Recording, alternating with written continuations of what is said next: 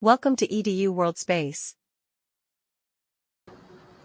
24.62, we have two spheres. One is charged initially with a charge q. The second one is twice as big. The radius is twice as big, depending on how you measure the bigness of the sphere. If it's the volume, then it's like 8 times as big. But anyway, it's initially uncharged. Then we connect them with a thin wire that is too thin to retain any charge. And we want to see, how do the voltages on each sphere compare. And then we want to figure out what fraction of that charge is on sphere 1 and is on sphere 2, and then find the ratio of their surface charge densities. So A, we have two conductors, or a single conductor rather, because the sphere is connected with a wire to the other sphere, and this is all one big conductor. And so their voltages are equal.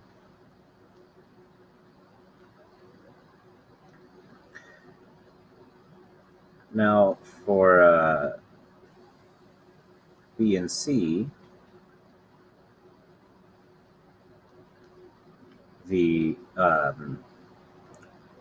voltage of sphere 1 is going to be Q1 divided by, let's just use Coulomb's constant, Q1 over R1 is going to be equal to V2, which is KQ2 over R2. And we further have that Q1 plus Q2 have to add up to Q, and that R2 is 2R1. So we can then solve for Q1 and Q2, and we find that Q1 over Q is equal to 1/3, and Q2 over Q is equal to 2/3. So this is B,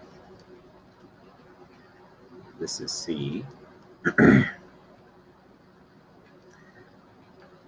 Now D, the surface charge density is of course just the charge divided by the surface area. So 4 pi r 1 squared divided by 4 pi r2 squared. So then this equals Q1 over Q2 times R2 over R1 squared. And so then putting in the fact that we know what multiples of each other all of these things are, we find that the ratio of the charge densities is 2.